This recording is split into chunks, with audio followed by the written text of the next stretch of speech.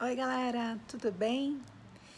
Para quem não me conhece, meu nome é Anabel e eu tenho esse canal aqui que nem é tão movimentado mesmo, mas esse daqui na verdade é um projeto para fazer um diário que eu tô retomando hoje, dia 19 de fevereiro de 2021. E essa data, na verdade, ela é muito importante porque há exatos um ano eu e meu esposo, a gente teve uma das notícias mais, eu não diria traumática, mas ruins, né? Que foi um contato do laboratório dizendo que o meu teste de gravidez tinha dado negativo, né? Então, bom, eu tenho um videozinho aqui que eu falo da nossa FIV, né? A nossa primeira e única tentativa até o momento, né? E passando assim, fazendo um resumo, foi um processo longo, porque da investigação da infertilidade até a gente realizar efetivamente a implantação, passaram-se mais de 2 anos, né? Tem muito a ver com a questão de exames que eu tive que realizar.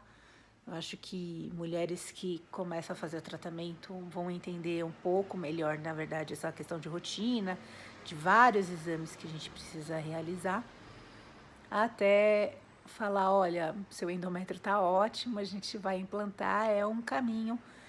Para algumas é mais rápido, para algumas um pouco mais demorado. No meu caso, foi um pouco demorado também, porque eu fiz várias investigações antes e primeiro eu fiz, como meu esposo é funcionário público, eu comecei a fazer investigação no Hospital do Servidor Público. E aí, quando eu fiz todos os exames necessários, eu descobri que lá eles não tinham um tratamento de fertilização e só de inseminação. E existe uma diferença, mas aí eu vou falar um pouquinho melhor em outros vídeos, mas em regra, o que lá era feito na parte de reprodução humana era o que chama-se de coito programado, né?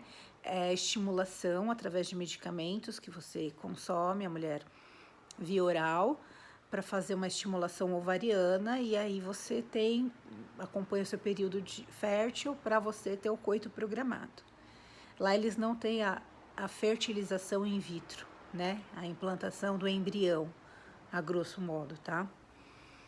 E aí, porque como eu já estava com 39, os médicos eles falaram que, e como não era uma causa da nossa infertilidade, em regra, é uma dificuldade que, que eu tenho de engravidar, não é um problema de endométrio, não é um problema com as trompas, não é um problema que ele fala assim, olha, cirurgicamente a gente vai fazer isso, no meu caso, tá? Então eles falaram, ó, pela sua idade, é bem aconselhável a questão da fertilização in vitro. E aí eu fui pesquisar, né, clínicas que realizassem esse procedimento e sentei com meu esposo para a gente ver essa questão também financeira, que eu acho que é um ponto que às vezes as pessoas, pelos vídeos que eu acompanhei, passa e fala, mas é um ponto que no nosso caso, tá? Na nossa realidade era bem importante a gente sentar e identificar esses parâmetros, né? E quando a gente começou a investigar isso, a gente chegou numa clínica que é a clínica que eu fiz o procedimento, que fica dentro da faculdade, fica no complexo da faculdade ABC. Aqui eu moro em São Caetano do Sul e é em Santo André, que é a Ideia Fértil, tá? Instituto Ideia Fértil, que é bem interessante. Primeiro que tem a questão da proximidade, né? Eu tô aqui a 15 minutos da minha casa, isso pelo procedimento de fertilização que são visitas constantes, principalmente quando está acompanhando a questão do crescimento dos óvulos e a questão do endométrio. Então, você vai dia sim, dia não, né? Então, para a gente foi algo que pesou, mas não só isso, tá? Eu fui verificar quem era a equipe médica, quanto tempo de experiência, quais os procedimentos que eles executam e quais as técnicas, porque hoje existem diversas metodologias de fertilização in vitro. E a gente foi estudar, eu e meu esposo, o que na Ideia Fértil eles praticavam. E como eu, para quem também me acompanha, eu curso biomedicina, na verdade eu concluí ano passado e agora estou fazendo a grade de estágio devido à pandemia, que não foi possível. Eu conversei com alguns professores, meu professor inclusive é geneticista, e ele falou, quem que é a equipe lá? Eu passei alguns nomes, ele falou, olha, tá em boas mãos, enfim. E aí, brevemente, para falar para vocês, porque tem um vídeo aqui falando da FIV, mas assim, o que acontece? O que aconteceu com a gente, tá?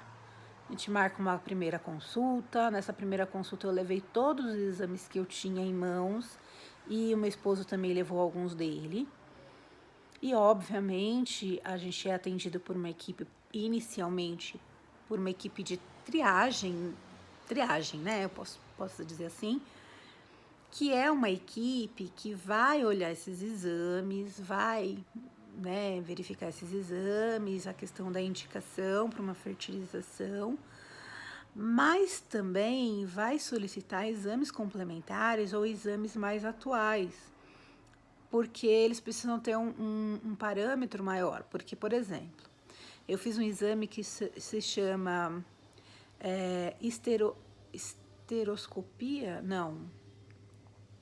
Ai, gente, é um nome super complicado, que basicamente você faz um ultrassom, mas também faz um raio-x junto. É um exame bem incômodo para a mulher, é muito mais incômodo que um Papa Nicolau, mas enfim, é um exame bem específico. Mas eu já havia feito ele há algum tempo, então eles precisam ter um parâmetro do seu metabolismo mais atual. Por quê? Porque os processos metabólicos, de fato, eles se alteram no decorrer do tempo. A mulher, principalmente, sofre muita influência hormonal, então tem que entender o que está acontecendo com essa parte hormonal. Então, solicitou-se mais alguns exames meus, do meu esposo, e a gente foi fazer esses novos exames. Bom, daí você faz esses exames e retorna. Quando eu retornei com os meus exames, apareceram pólipos. Pólipos, a grosso modo, tá, gente? É como se fossem cistos, tá? Que podem influenciar no procedimento de fertilização. Porque, em regra, gente, a mulher ela tem que estar com o seu aparelho reprodutivo, tanto o útero quanto os ovários íntegros para um procedimento como esse. Por quê? Para diminuir a possibilidade de algum desses fatores influenciar na falta de sucesso do tratamento, né? E aí identificaram pólipos, que basicamente, quando você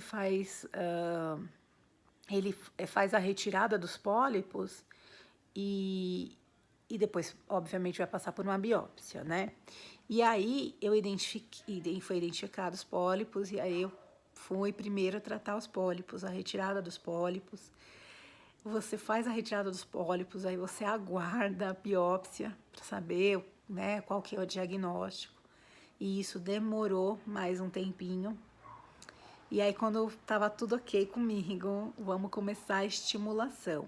Aí que você entra na tratativa financeira também, para saber qual que é o tipo de medicamento que você vai tomar, como que vai ser o seu protocolo. Porque, assim, em regra, a fertilização, ela tem um valor X, vai. Mas depende de cada mulher. Por quê? Porque depende de quais medicamentos que você vai fazer uso, como que vai ser a sua estimulação. E aí, quando você está fazendo a estimulação, você vai acompanhando, né, o crescimento dos seus óvulos. E aí você pode usar mais medicamento ou menos medicamento. Bom, enfim, você vai lá e aí nesse dia que você fala, ó, tá tudo ok, tá liberada, você faz o seu acerto financeiro, né, faz um contrato e tudo mais. Ok.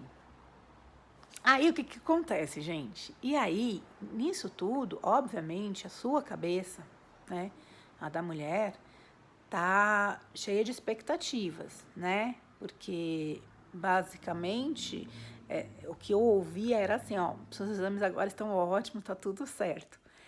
Então, por mais que você tenha um psicológico bem trabalhado, e lá eu gostei, porque os médicos eles são bem sinceros, e sinceros, quando eu falo sincero, gente, inclusive eles falam essa questão de que o procedimento de fertilização, por mais tecnologia que tenhamos hoje, por mais segurança, as melhores técnicas de congelamento, o, o, o armazenamento, enfim, por melhores equipamentos e técnicas e profissionais,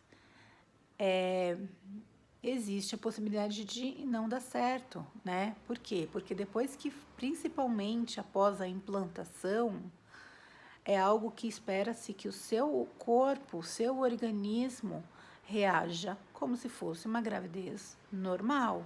Então você tem o espessamento do seu endométrio, é implantado um embrião que pode ser de 3 dias ou 5 dias, e aí vou explicar isso para vocês.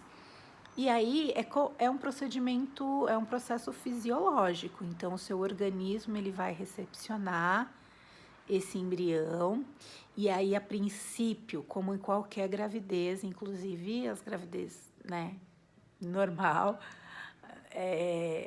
o seu organismo tem um estímulo de expulsar o embrião, né, como um mecanismo de defesa. Enfim, não é tão simples. Quando você vai estudar a fisiologia, não é tão simples que nem as pessoas falam, engravidou, é simples, não é tão simples. Mas enfim, mas você fica com muita expectativa, porque na sua cabeça, eu acredito, na minha cabeça, funcionou assim, nossa, eu estou fazendo um tratamento extremamente científico, com muita tecnologia, porque os métodos realmente evoluíram muito, e vai dar tudo certo, né? E mesmo eu estudando, tendo uma visão de mundo bastante científica, é óbvio que eu fui fazer todas as receitinhas para melhorar, otimizar, né? Então, eu seguia mulheres que fizeram fertilização, que falaram, olha, eu comi durante principalmente após a implantação, abacaxi em jejum, porque ajuda o endométrio, fisales, que é aquela plantinha, aquela frutinha que é laranjinha, que parece uma florzinha linda. Comi, sei lá, 6 fisales todo dia, porque ajuda o endométrio. Eliminei café, que é estimulante, né? Eu fiz várias receitinhas caseiras, eu não gosto de falar, porque às vezes a pessoa que vai ouvir ou vai assistir esse vídeo, tá nesse procedimento. E eu acho um pouco delicado falar assim, faz isso, porque, gente, é assim, ó, a vontade que você tá de que dê certo é tão grande, que você, obviamente, intimamente, vai fazer várias coisas que te falaram que dá certo, mesmo sem comprovação científica, por exemplo, né? E é óbvio que eu fiz, né? Eu fiz oração, eu fiz rituais, né? E fiz várias coisas, comecei a ler livros de bebê, assim, há muito tempo antes até da fertilização, enquanto eu estava fazendo a investigação. Eu e meu esposo, durante o tratamento das injeções, né, que a mulher faz a estimulação ovariana tomando as injeções. A gente foi ver berço, a gente viu quarto, a gente pensou metodologia educacional. Então, isso faz parte da fantasia, do imaginário, do momento que o casal está vivendo, né? E aí, a gente foi fazer estimulação, né? E meu médico, um fofo, falava assim para mim: ai, tá ótimo, tá lindo, seus óvulos estão lindos, né? Tá tudo ótimo. Então, na verdade, esse processo foi um pouquinho rápido, porque eu comecei a fazer estimulação. Ele falou assim: olha, não tem uma grande quantidade de óvulos aqui para a gente fazer a punção, que é a coleta desses óvulos, mas tem alguns já com um tamanho bem próprio, né, que você tem que acompanhar. Por isso que eu falei que a questão da proximidade da clínica faz diferença, porque no meu caso eu tinha que dia sim, dia não, verificar como que estava o meu endométrio, como que estava a evolução, né, do crescimento ovariano, da proliferação ovariana. E aí chegou um momento que eu lembro bem que foi uma quinta-feira, se eu não me engano, que ele falou assim: olha, existem 3 óvulos aqui que eles já estão num tamanho limítrofe, né, limite para ser puncionado. Então a gente vai marcar sua punção para segunda-feira. Aí eu, ótimo, né? Não vou fazer nada. E na nossa cabeça fica assim, né? Não vou fazer nada, vou ficar deitadinha, quietinha, bonitinha, pensando, levando pensamento positivo pro meu útero, pro meu aparelho reprodutor, que é lindo, maravilhoso e tal. Ok. E aí no dia da punção, por isso que eu falei que depende de mulher para mulher. Tem mulheres que vão lá, porque o que acontece? Quando que você começa o tratamento? Eles pedem assim, ó, quando você menstruar, no dia de sangue vivo, né? No primeiro dia geralmente não, mas segundo, terceiro dia começa o sangue vivo, você já vem. Porque daí eles já vão fazer um ultrassom em você, transvaginal, para saber como é que tá essa questão proliferativa. Você foi, tá tudo ok, você já vai começar a fazer estimulação.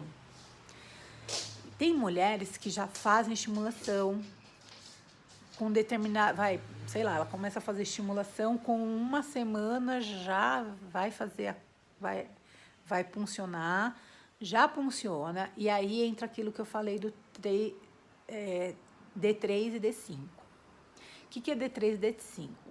Depois que você faz a punção dos óvulos, no mesmo dia, o seu marido, ou se não tiver marido, né, se for de banco de esperma, já vai fazer a junção, né, do óvulo com o espermatozoide. Já vai fazer a fecundação no mesmo dia. E aí, dessa fecundação, já vai para as plaquinhas.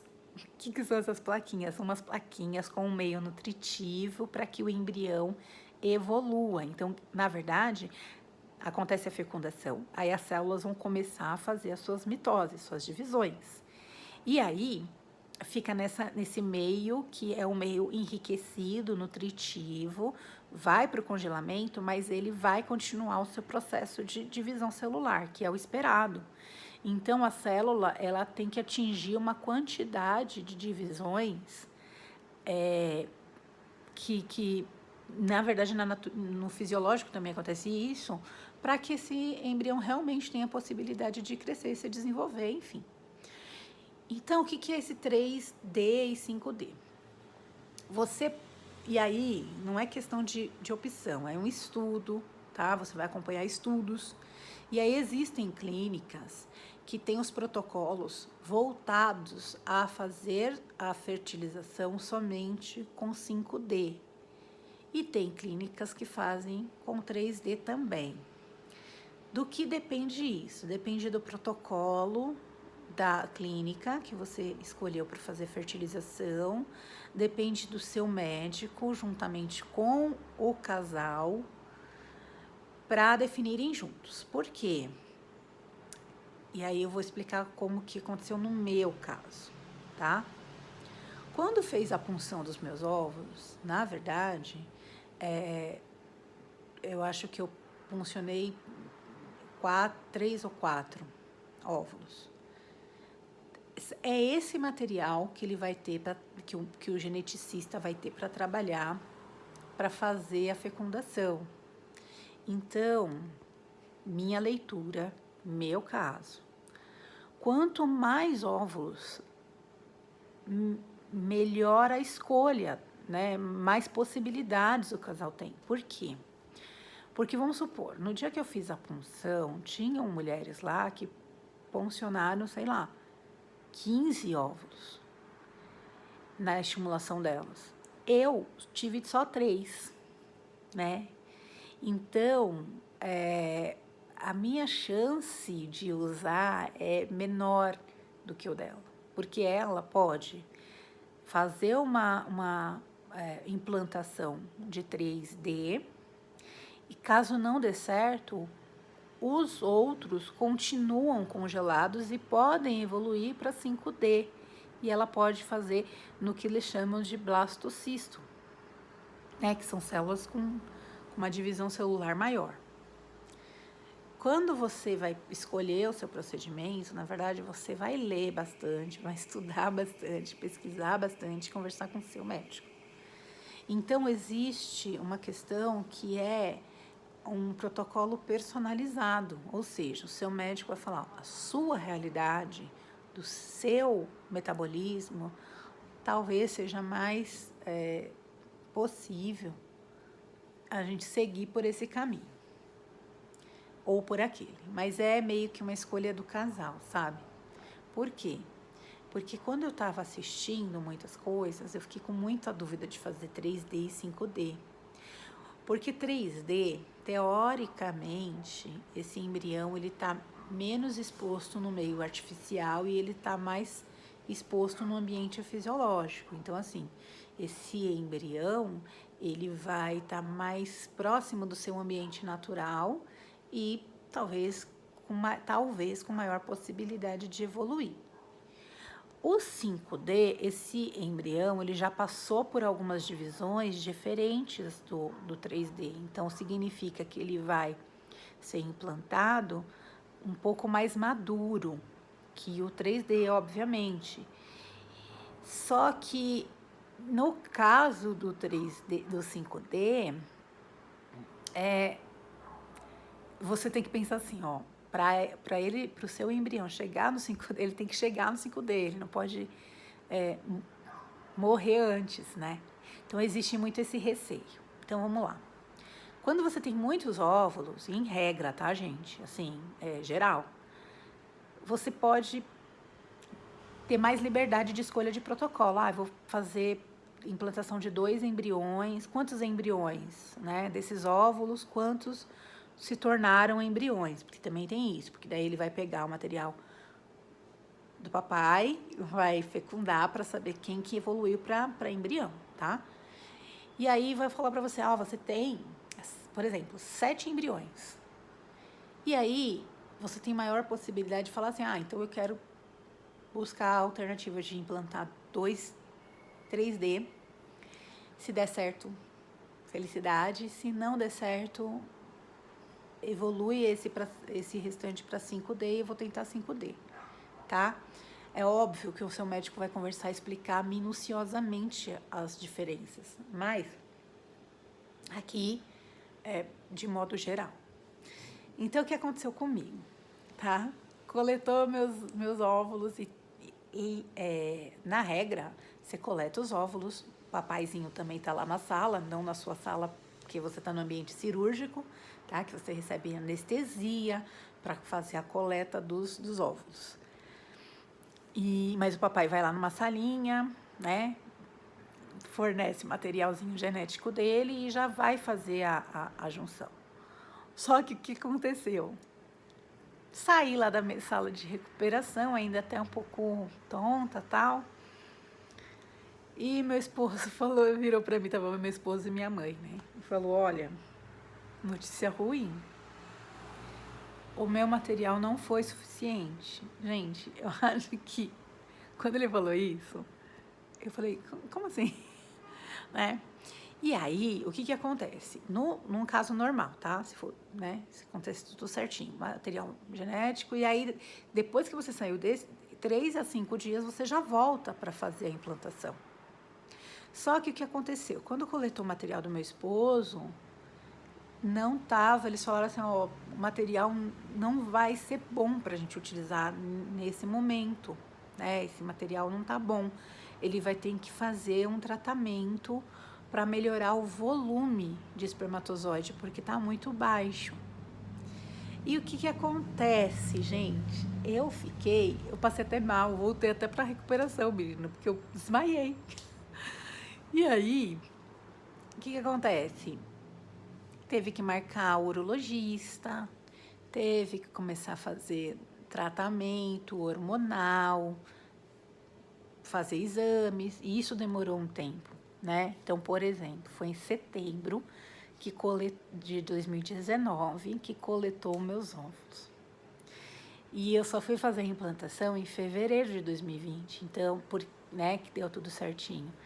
Então, nossa, a gente já tava, né, muito, não é estressado, mas eu acho que a gente já tava, sabe, num sentimento, não sei, um sentimento estranho, enfim. Bom, mas eu lá com as minhas orações, com os meus rituais, né, fazendo de tudo, lendo, nossa, gente, livro de maternidade, eu vou até mostrar para vocês, né, porque senão vocês falam assim, ela falou que fez isso, mas ela não fez. Fiz sim. Fiz leitura de material. Gente, ó o que é livro de maternidade. Não, assim, eu li muita coisa, né? E aí, e eu e meu esposo lendo coisas sobre maternidade, sobre maternar e tudo mais. Bom, deixa eu voltar lá para sala que eu acho que a iluminação é melhor. E aí, o que acontece? Quando eu fui decidir 3D, 5D, enfim, foi assim, ó, o material do seu esposo tá bom, agora a gente vai descongelar os seus óvulos, vamos fazer a fecundação, e aí a gente precisa decidir se vai ser 3D ou 5D. É super complicado, porque quanto mais eu lia, mais eu ficava certa que eu queria 5D.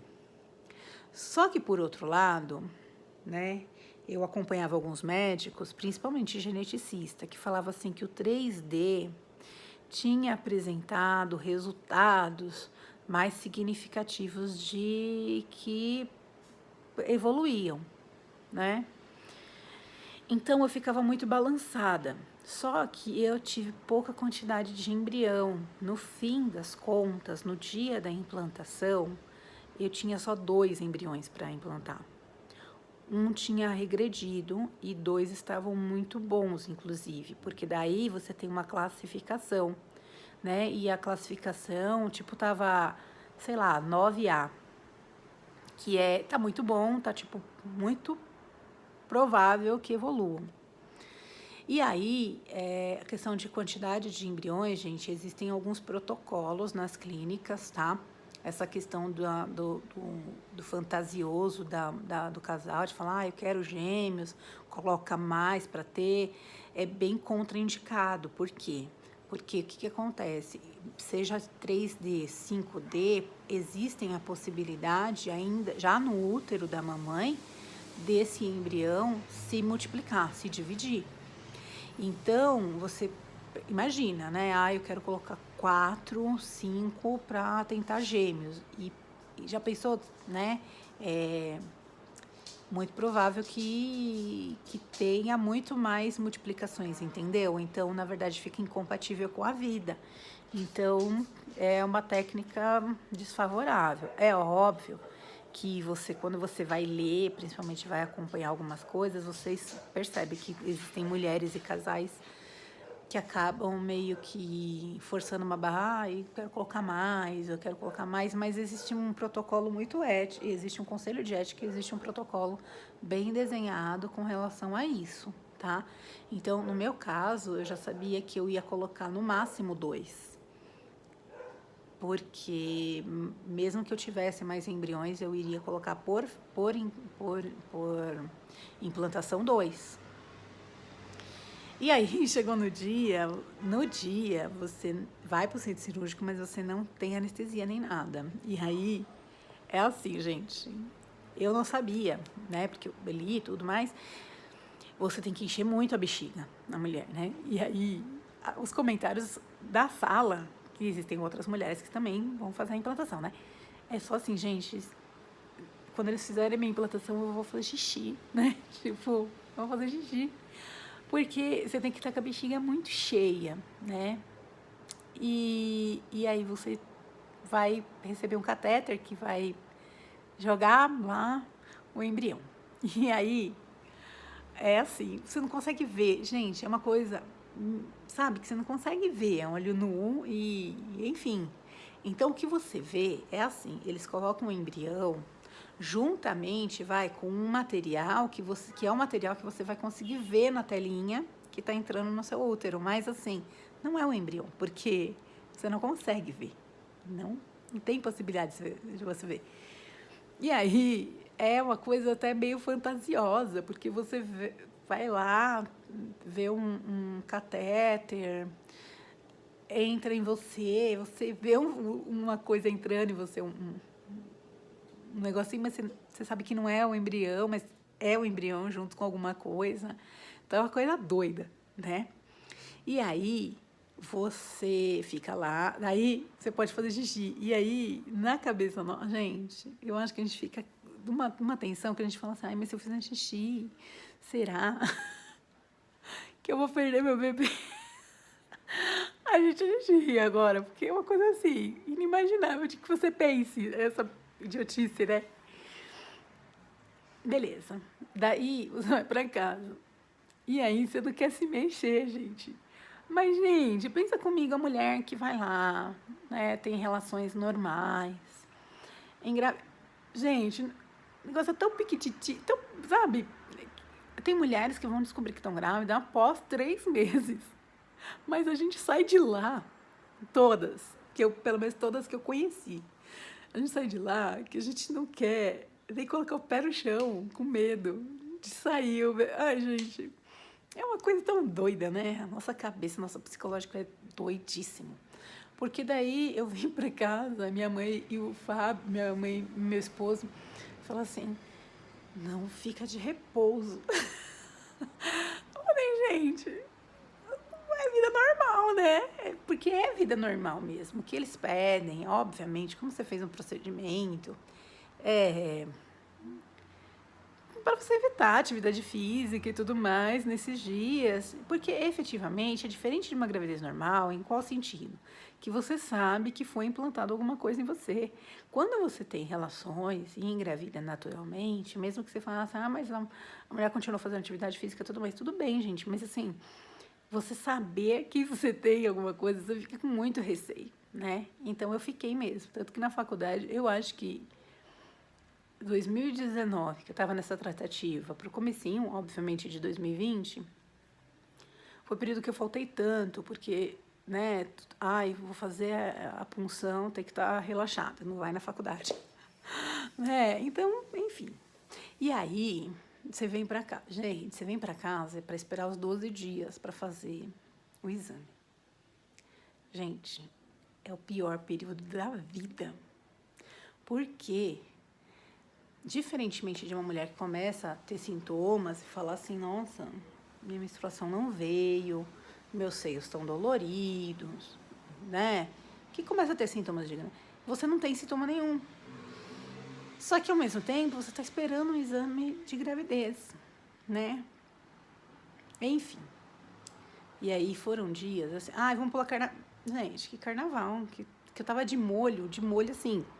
Nossa, não vou nem me mexer, até para virar no sofá. Eu falava assim, não, vou evitar, vou ver as posturas que podem. E haja oração, meditação, pensamento positivo, universo, enfim. E aí recebemos a ligação do laboratório, dizendo que infelizmente foi negativo. E aí, eu que recebi a ligação, né? Aí atendi, meu esposo tava no sofá, eu tava na cozinha, que é uma cozinha americana, né? Então, aí o Fábio falou assim: ah, era do laboratório? Ah, era. E aí, positivo? Porque a gente tava escolhendo cor de berço. Cor de berço. Então, negativo. Eu falei assim, gente. Então, negativo. O meu esposo é hipertenso, né? Aí, ele é preto. Gente, ele começou a ficar branco. Eu falei, meu Deus, né? Eu falei, Fábio, olha, a gente esperava que pudesse ter 50%, 50%, né? Aí ele, nossa, eu não acredito, eu tô até passando mal. Eu falei, ai, mas não passa mal, né? Porque, tipo, se a gente for tentar novamente, eu preciso de você. Preciso ser material, né? E aí, a gente ficou no silêncio, obviamente, né? Vivendo esse luto, esse pertencimento, né? Só que eu pensei assim, não, gente, né? Vamos, tudo que estudamos em psicologia na vida, vamos colocar agora, né? Em prática, ser equilibrada, ser centrada, permitir esse momento de resguardo meu, dele, né? Como homem. Sabem que minha esposa é 10 anos mais velha que eu, né? Então a expectativa dele, obviamente, era maior que a minha, em qual sentido? Da idade, né? Ele quer ser pai, não quer ser avô, né? E aí eu pensei que ia levar de boa. Daqui a pouco, gente, eu me vi assim, em prantos, sabe? De soluçar. E o meu esposo, super calmo, assim, né? Triste, mas calmo. E eu não sabia o que fazer, porque começou a vir em mim um sentimento de culpa, sabe? Tipo, o que eu fiz? O que será que aconteceu em mim que não possibilitou isso? O que eu fiz, né? Primeiro veio assim, né? O que eu fiz, o que eu fiz de errado. Depois vem assim, nossa, se o Fábio não for pai, gente, como que ele vai reagir daqui a uns anos? Ele vai olhar para mim e vai falar assim, nossa, você me privou de um sonho de ser pai. E aí começa a entrar essas caraminholas na cabeça que por melhor que você esteja psicologicamente, por mais centrada, por mais meditação, por mais chakras alinhados que você tenha, é impossível. Você fica numa tensão, assim, inexplicável. Fora isso, gente, minha primeira fertilização, minha mãe é que pagou. E aí eu já falava assim, gente, da onde que eu vou tirar dinheiro para fazer outra, para tentar mais uma vez e tudo mais? Eu quero mais uma vez, eu não quero mais uma vez. Bom, então, tudo isso, gente, mexe muito com todo mundo. Com a mulher, com o pai, com a avó, porque daí minha mãe estava numa apreensão também, estava aguardando. E aí você fica com vergonha de ligar, né? E falar que não. E do medo do fracasso. E medo do julgamento. E aí tem uma questão assim, né? Eu falei para poucas pessoas, na verdade quem estava sabendo é na minha família, é a família do meu esposo. Que na verdade nem era minha sogra, minha mãe, meu irmão e minha cunhada. Mas a vergonha de falar que não deu, né? E aí eu acho que isso, na minha cabeça, se associou a várias coisas. Por exemplo, se associou a eu estar concluindo uma segunda faculdade e minha mãe ter muita expectativa. Nossa, agora minha filha, tipo, se encontrou profissionalmente e aí não conseguiu ser mãe. Quer dizer, não é isso, tá? Mas assim, na hora você pensa assim, gente, ai Deus, tipo, tô aqui, né? Tô aqui quê? Passeando, né? Que por mais que eu tenha auxiliado em ONGs, que eu seja uma pessoa que me considera uma pessoa que pensa positivo e pensa bem das pessoas, mas eu ficava pensando assim, gente, né? Mas enfim, e aí essa é a nossa história. E aí depois desse balde de água fria, que foi um processo muito doloroso, por mais simplório que possa parecer. E aí a gente não sabia muito o que falar um pro outro, foi uma semana estranha e tudo. Daí, em março, veio a pandemia. Gente, eu tô há 1 ano em casa, né? Já fiz artesanato, que não é uma coisa que eu tenha muito apreço, assim, mas comecei a fazer crochê com fio de malha e tô gostando, né? Tá sendo terapêutico. Estudei, assim, obviamente que ano passado a gente teve aula online, então eu tinha aula todos os dias, que eu acho que foi uma força, assim, para eu colocar minha cabeça para pensar.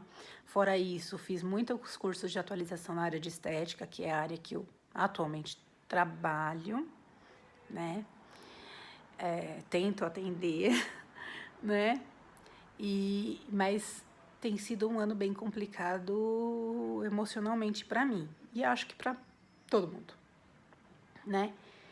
E aí, a partir de agora, eu pretendo fazer esse diário para liberar um pouco as tensões que eu tô sentindo.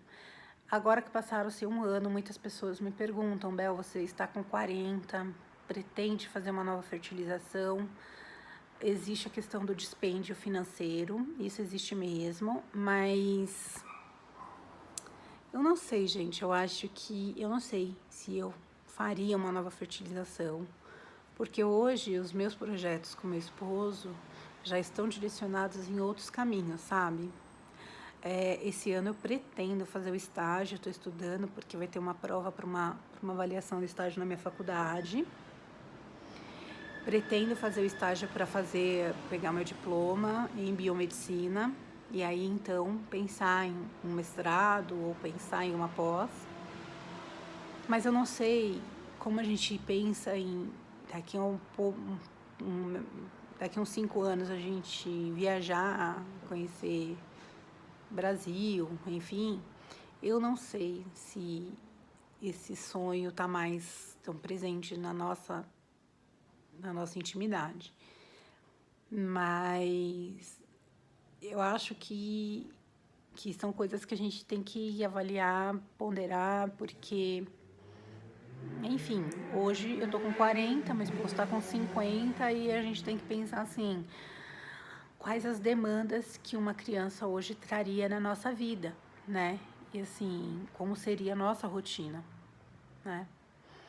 Mas é isso, tá? Esse é o primeiro vídeo, espero fazer esse diário, espero que as pessoas se identifiquem, que comentem, compartilhem com outras pessoas, eu acho que tem que ser uma troca, tá bom?